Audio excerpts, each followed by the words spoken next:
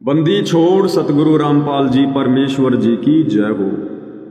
सत कबीर द्वारे थारे पर एक दास भिखारी आया है। गुरुदेव द्वारे थारे पर एक दास भिखारी आया है। भक्ति की भिक्षा दे दीजो उम्मीद कटोरा लाया है।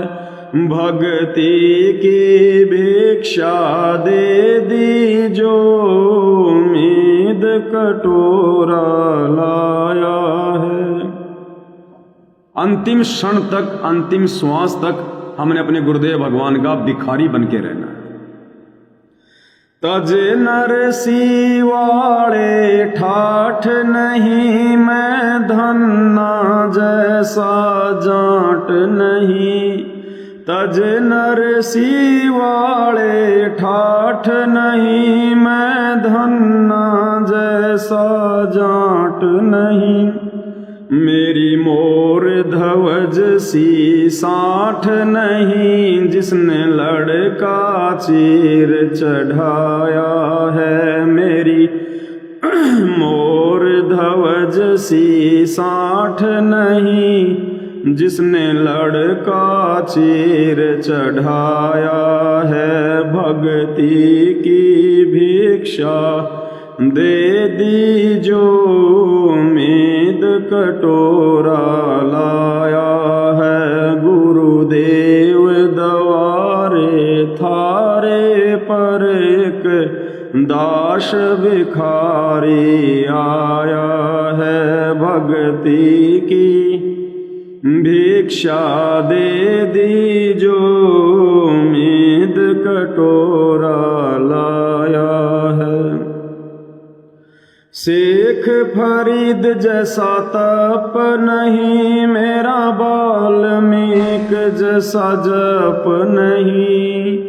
शेख फरीद जैसा तप नहीं, मेरा वाल्मीक जैसा जप नहीं। मंसूर सिया नल हक नहीं, जिसने टुकड़े शरीर कराया है। मंसूर सिया नल हक नहीं, जिसने टुकड़े शरीर कराया है। भक्ति की भिक्षा दे दीजो उम्मीद कटोरा लाया है। गुरुदेव द्वारे थारे पर एक दास भिखारी आया है।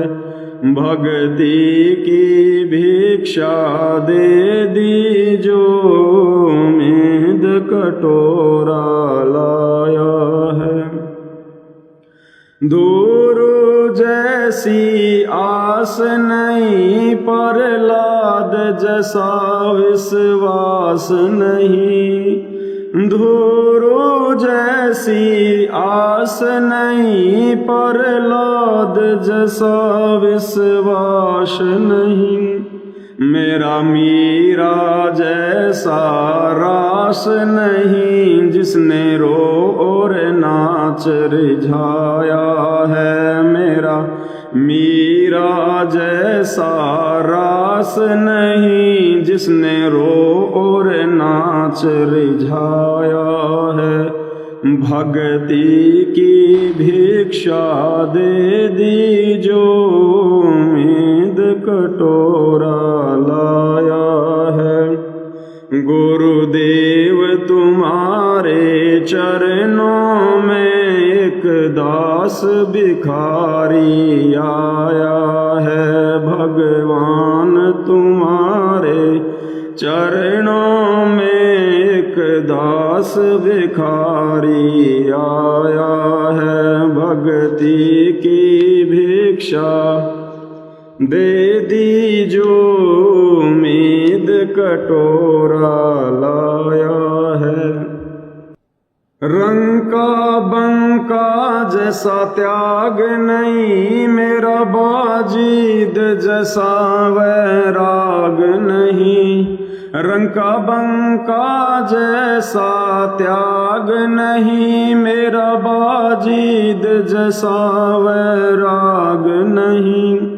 मेरा कर्मा जैसा भाग नहीं, जिसका आण खींचड़ा खाया है। मेरा कर्मा जैसा भाग नहीं, जिसका आण खींचड़ा खाया है।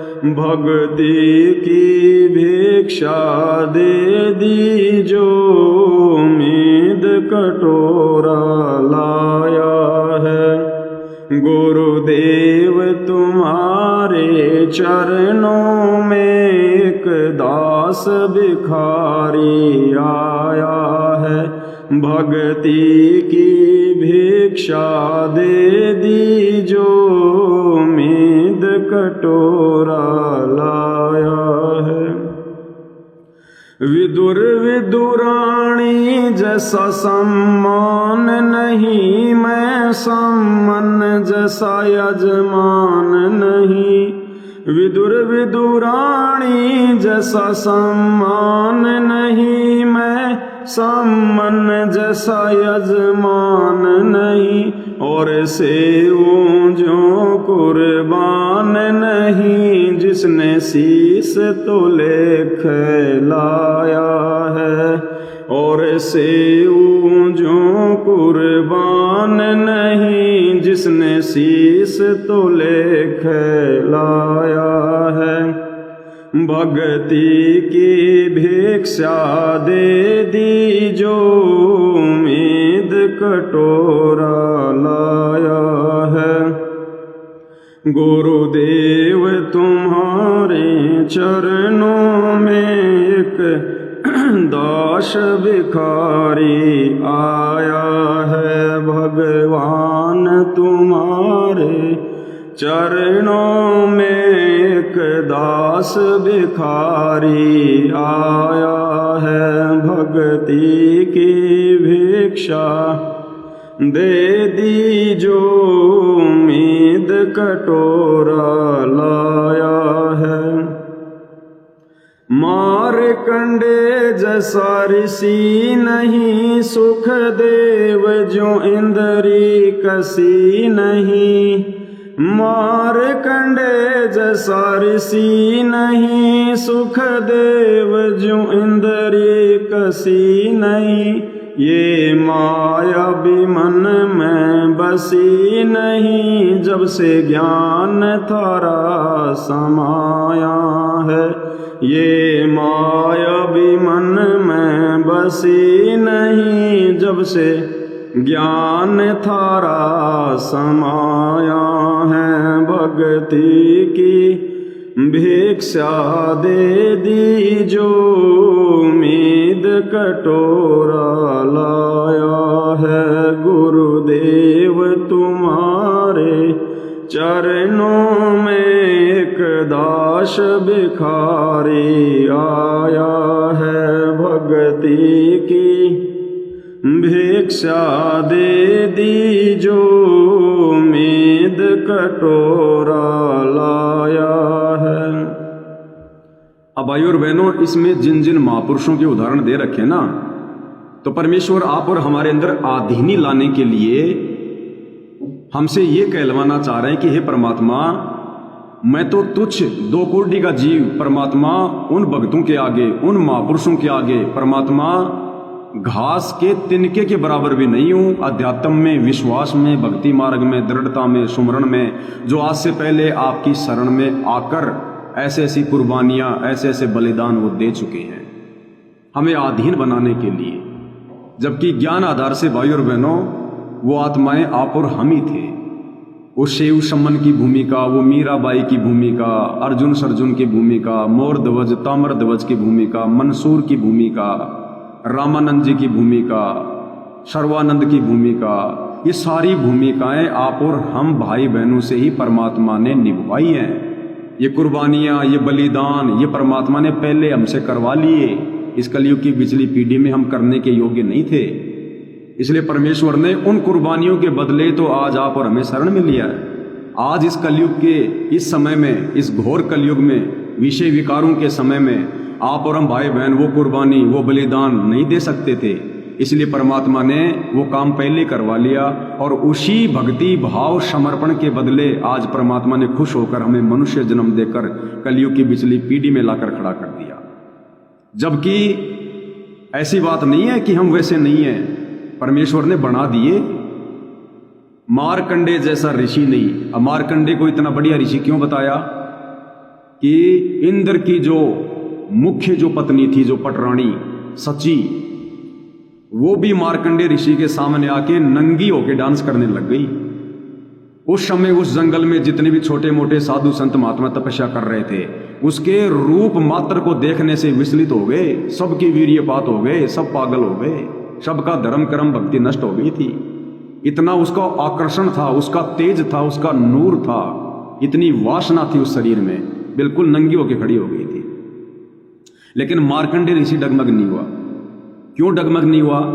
ऐसा नहीं है कि उसका भक्ति में ध्यान लग गया था, नहीं, या उसको तत्व ज्ञान हो गया था।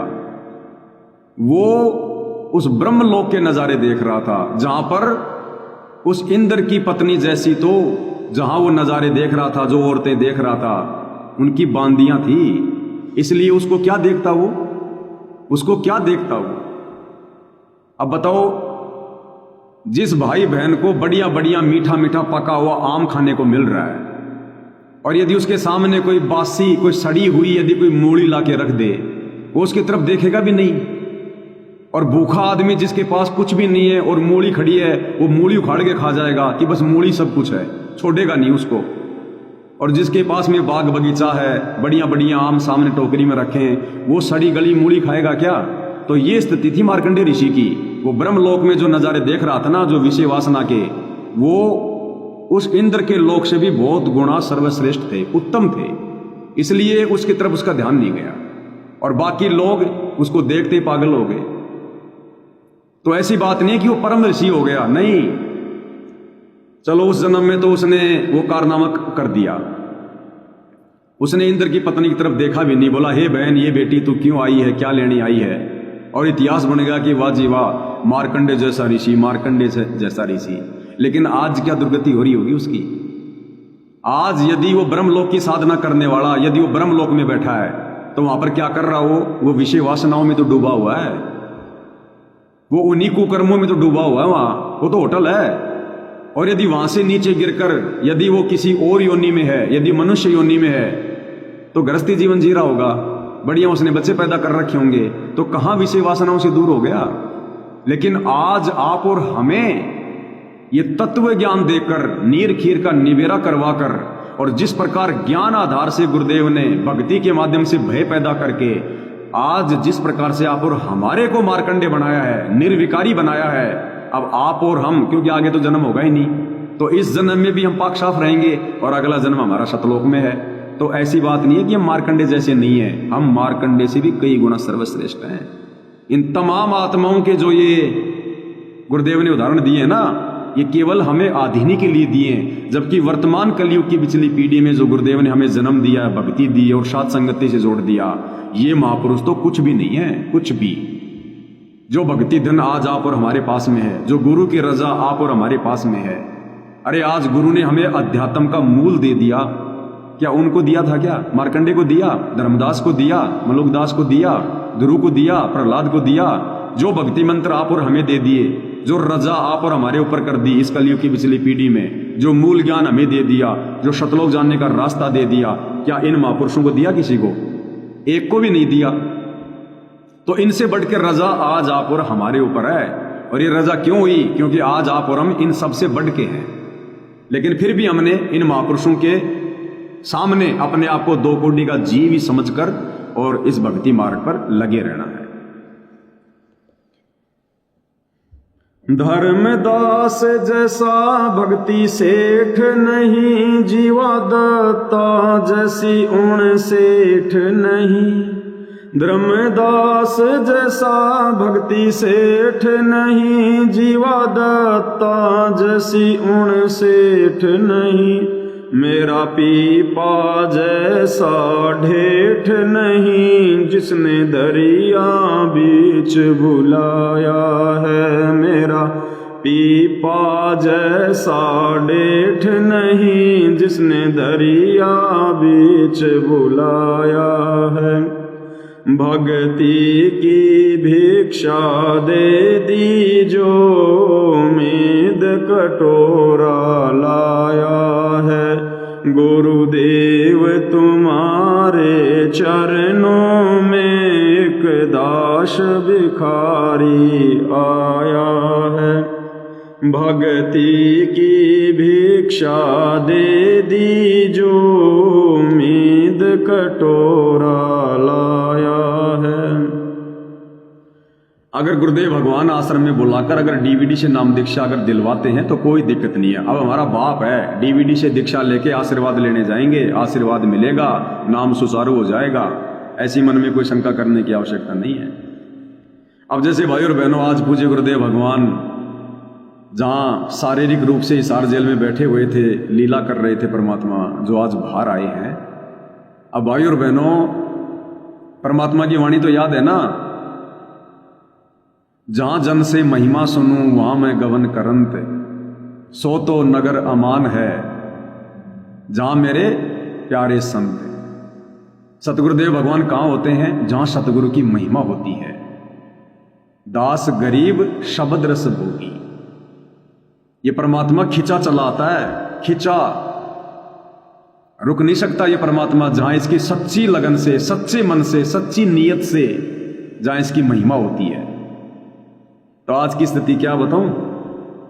भले आज परमात्मा हिसार जेल से शरीर रूप में सतलोक आश्रमों में बैठे हैं, भले परमात्मा के समय परमात्मा के पास इस वक्त हो सकता है 10, 20, 50 भगत बैठे होंगे, क्योंकि आम भक्तों का नंबर तो नहीं आएगा, क्योंकि वहां मामला वही है, सारा का सारा वही लोग गुरु जी को घेर के रखेंगे जिन्होंने अपने आप को ठेकेदार समझ रखा है।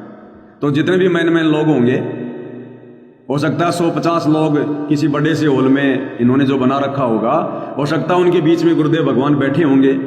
ये लोग अपने मन की बात कर रहे होंगे, कोई रो रहा होगा, कोई क्या बात कर रहा होगा, और गुरुदेव भगवान उन सबसे प्यार प्रेम से हंस हंस के बात भी कर रहे होंगे, क्योंकि परमात्मा के लिए तो सब बच्चे एक समान है। बाकी ठीक है, जिसके जैसे कर्म है वो बात अलग है। भाई और बहनों, शारीरिक रूप से वो परमात्मा धनाना आश्रम में बैठा है, शारीरिक रूप से परमात्मा हंस हंस के उनसे बात भी कर रहा है, लेकिन भाई और बहनों शब्द रूप में वो परमेश्वर साध संगत में बैठा है। शब्द रूप में परमेश्वर इस दास को आशीर्वाद देते हुए बैठा है यहाँ पर। इसकी रजा के बिना एक शब्द भी नहीं निकल सकता। शब्द रूप में वो परमात्मा आप सभी भगत भाई बहनों के घर पर बैठा है। तभी तो आप सुन पा रहे हो, तभी तो आप सुन पा रहे हो भाई और बहनों। इस भगवान की महिमा को कहना और इस महिमा को सुनना बिना इस गुरुदेव भगवान की विशेष रजा के संभव नहीं है इस घोर कलयुग में। तो भले परमात्मा धनाना आश्रम में बैठे हैं शरीर रूप में, भले परमात्मा वहां उनसे बात भी कर रहे हैं, हंस रहे हैं, लेकिन परमेश्वर की जो दृष्टि है वो हम सत्सेवक भाई बहनों के ऊपर है। दृष्टि गुरुदेव भगवान की आप और हमारे ऊपर है।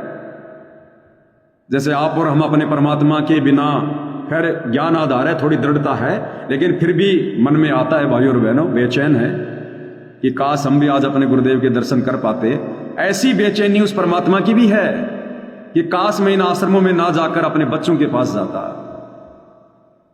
अगर मेरे सत्सेवक बच्चों के पास भी ऐसा कोई आश्रम होता, एक जगह इकट्ठा होते, तो मैं पहले अपनी उन मर्यादित आत्माओं के पास जाता। लेकिन भाई और बहनों, अभी दास ने कहा ना, लीला जारी है और हमने सृष्टि रचना को भूलना नहीं चाहिए। काल ने क्या कहा था कि परमात्मा पहले मेरे दूत जाएंगे, पहले मेरे दूत जाएंगे। तो भाई और बहनों, उस एग्रीमेंट के अनुसार परमात्मा पहले काल के दूतों की मनमानी पूरी करेगा, उनकी सारी इच्छाएं पूरी करेगा। जब तक जीव के पास में भक्ति है, उसके पुण्य हैं, भले ही वो गुरु को मानुष मानता है, मर्यादाओं में नहीं रहता, लेकिन काल के एग्रीमेंट के अनुसार पहले काल के दूतों की इच्छा पूरी होगी, पहले उनकी मनमानियां पूरी करेगा परमात्मा। उसके बाद परमेश्वर फिर अपने हंसों को संभालेगा। संभाल के तो शब्द रूप में रखा ही हुआ है, लेकिन उसके बाद फिर तो हिम्मत नहीं हारनी भाई और बहनों, निराश नहीं होना है, हताश नहीं होना है। हमने और ज्यादा उमंग के साथ, और ज्यादा दृढ़ता के साथ आप और हमने इस भक्ति मार्ग पर कि भैया चलो गुरु की गैर हाजिरी में छोटी मोटी मर्यादा अगर टूट भी गई होती तो भी कोई दिक्कत नहीं थी, लेकिन अब तो बिल्कुल शौपर में भी मर्यादा नहीं तोड़ देनी है। अब यदि किसी का पति लड़े चाहे किसी की पत्नी लड़े, अब हमने उन शारीरिक उन क्रियाओं में नहीं उलझना, विषय विकारों के जंगल में नहीं धसना। हमने अब कुछ भी हो जाए चाहे दृढ़ता बना के रखनी है, और ज्यादा दृढ़ता और ज्यादा हिम्मत आनी चाहिए, अब और ज्यादा आनी चाहिए। तो परमेश्वर पल पल शब्द रूप में आप और हम सबके साथ में। दिया द्रौपदी जैसा लीर नहीं, कोई बना भजन में सिर नहीं। दिया द्रौपदी जैसा लीर नहीं, कोई बना भजन में सिर नहीं। मेरे बिलनी जैसी धीर नहीं, जिसने बन के बीच घुमाया है। मेरे बिलनी जैसी धीर नहीं, जिसने बन के बीच बुलाया है। भक्ति की भिक्षा दे दी जो उम्मीद कटोरा लाया है। गुरुदेव तुम्हारे चरणों में एक दास भिखारी आया है। भक्ति की भिक्षा दे दी जो उम्मीद कटोरा लाया है। दिया द्रौपदी जैसा लीर नहीं, कोई बण्या भजन में सिर नहीं। ये परमात्मा, मैंने तो उस द्रौपदी की तरह आपको निस्वार्थ भाव से कोई दान धर्म भी नहीं किया परमात्मा।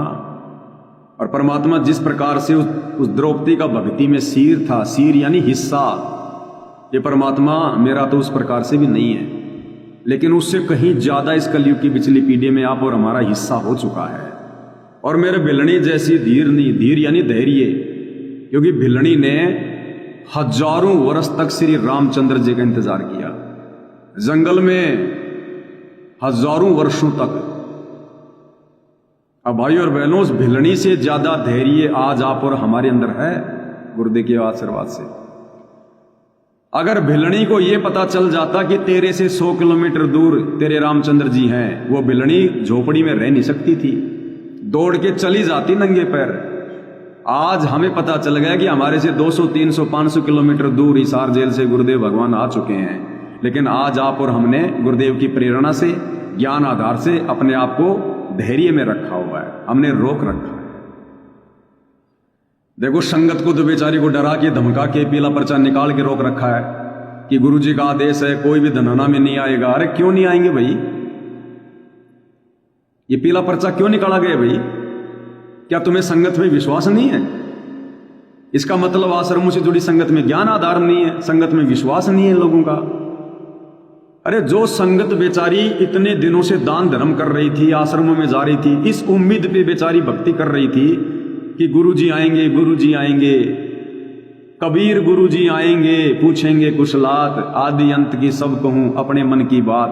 भगत तो बेचारे तरस रहे हैं, तड़प रहे हैं, और उन भगतों को एक झटके में बेचारों को मायूस कर दिया, उनका दिल तोड़ दिया कि गुरुजी का आदेश है, ना तो कोई जेल के आगे आएगा और ना कोई धनाना आश्रम में आएगा, फिर कहां जाएंगे? शमशान घाट पे जाएंगे। भगत करो व्यवस्था।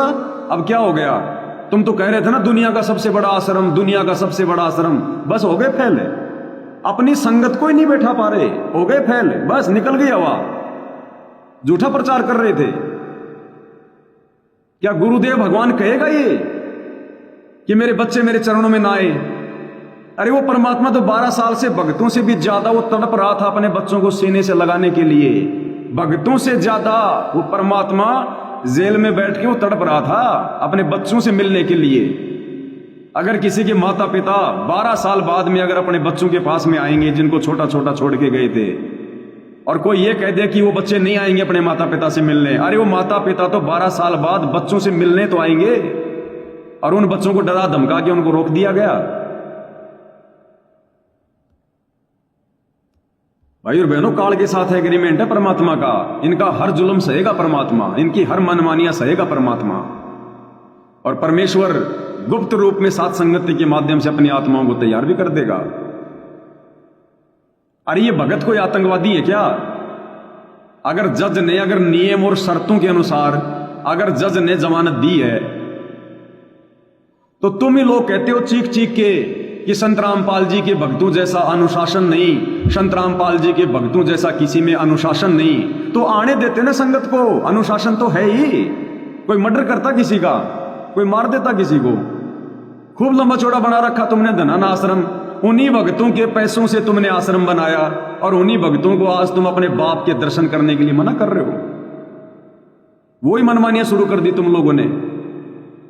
इसलिए दास कह रहा, भाई और बहनों, परमात्मा भले उन लोगों के बीच में शरीर रूप में बैठा है, लेकिन अपनी आत्मा रूप में, अपने शब्द रूप में परमात्मा अपनी तमाम आत्माओं के पास में है। तो आज भाई और बहनों, ज्ञान आधार से धैर्य आप और हमें है। हम अपने गुरुदेव भगवान के मिशन को समझ रहे हैं, हम अपने गुरु की मजबूरी को समझ रहे हैं, और हम अपनी मजबूरी को समझ रहे हैं कि हम व्यर्थ का झगड़ा नहीं चाहते, हम व्यर्थ का मनमुटाव नहीं चाहते। आज 12 साल बाद हमारा बाप आश्रम में आया है, और यदि हम सत्सेवक भाई बहन सारे के सारे अगर आश्रम में अगर चले गए, वहां पर भाई और बहनों झगड़ा हो जाएगा, हमारे सिर फोड़ दिए जाएंगे ना आश्रम वालों के द्वारा। सिर अपने बाप को और ज्यादा हम दुखी करेंगे। इसलिए हम इंतजार करेंगे, पहले इन लोगों को अपनी तमन्ना पूरी करने दो, इनको अपनी भड़ास निकालने दो, इनको अपने दर्शनों की प्यास बुझाने दो। अरे परमात्मा की नजरों में तो कोई छोटा मोटा भगत नहीं होता, कोई सीनियर जूनियर नहीं होता।